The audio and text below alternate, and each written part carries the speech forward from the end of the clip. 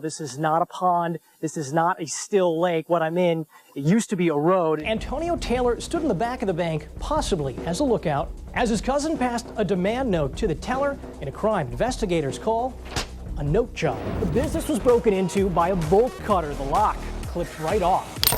Bostwicks tried to fool the system by collecting his mail, then signing and sending registry information back to the state. We're following breaking news tonight from Ozaukee County. They're not familiar with the man at the center of this standoff and tell us he has no criminal record. I've referred to this in the past as the Jeremy Ross wind measurer thingamajiggy 6000. Certainly not high tech, but it demonstrates the kind of wind we're seeing out here. All the parties are pretty much on the same page.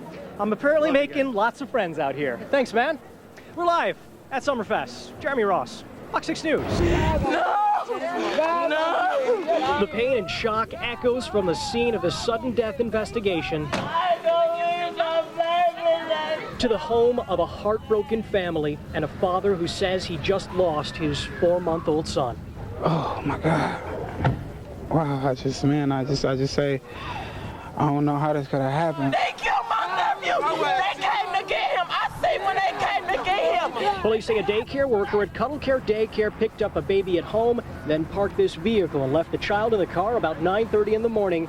The baby was found dead by 4 in the afternoon. Investigators believe hours in a sweltering SUV proved fatal.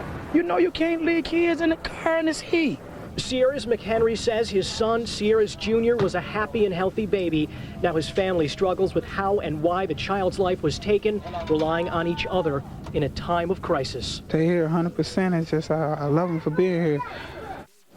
Now, we called the daycare for comment on this story. They did not return our call. Police say that they will hand this case over to the Milwaukee County District Attorney's Office. After that, charges could be filed. Wind whipping at more than 85 miles per hour.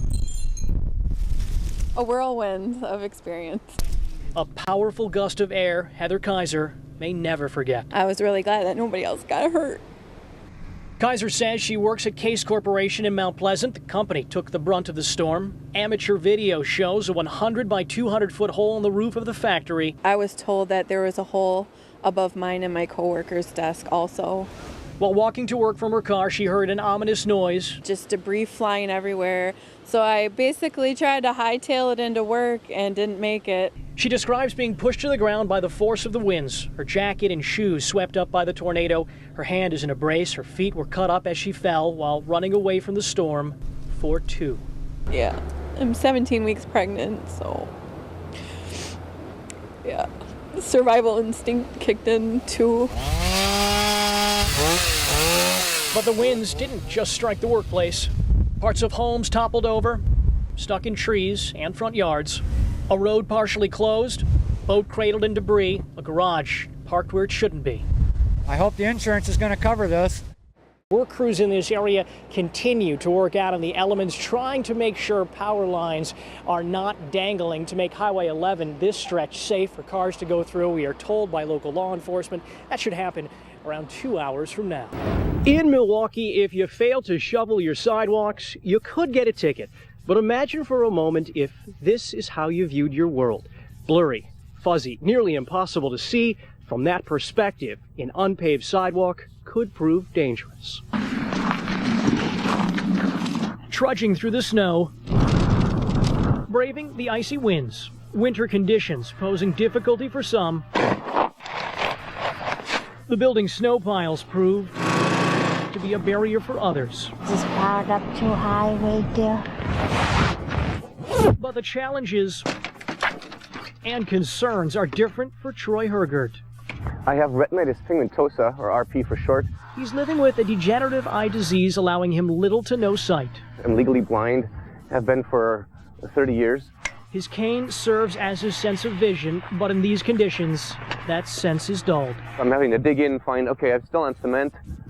Over here, okay, I find some grass, so I'm going to try to follow that. Waving his cane back and forth, Hergert distinguishes paved sidewalks from unpaved areas, but where the walk is washed out by inches of snow. And okay, found something. Sign, garbage can, a parking block. Okay, now I know I'm on the path, but again, this is a treacherous spot because I cannot use any of my proper techniques. For 24 hours, we expect when snow falls, it's going to be an issue. It's no one's fault. But within 24 hours, residents and businesses are supposed to clear their sidewalks. But sometimes in the snow, simple victories are uncovered. Aha, I find a shoveled spot, finally. Patches of plowed pavement, some take for granted. Just please shovel. Tonight on Fox 6 News at 10, a fight, a collision, and a man is dead. Months after their loss, there is grief and anger. Tonight, two families, dozens of friends and loved ones honored the memories of two victims, both killed by a man they say was drunk behind the wheel. It is a big step for the Catholic Church as it delivers a strong message. Fox's Casey Stiegel with the latest. Some suggest it is a good idea. Others say it's harmful, want it stopped.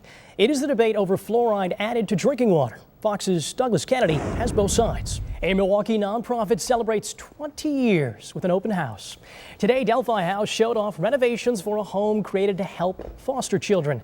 The group's goal is to keep siblings together and under the same roof. She used her skills as a turkey hunter to say, bye-bye, birdie. Yeah, Mom, but it's like...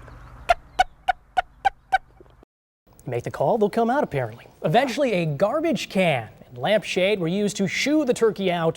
I've got the lampshade, but I don't have the turkey call. I think the question is, how does Vince like his turkey leftovers? I'm a vegetarian, so that doesn't help. Yeah, there you go. I guess not at all. Not at all, exactly.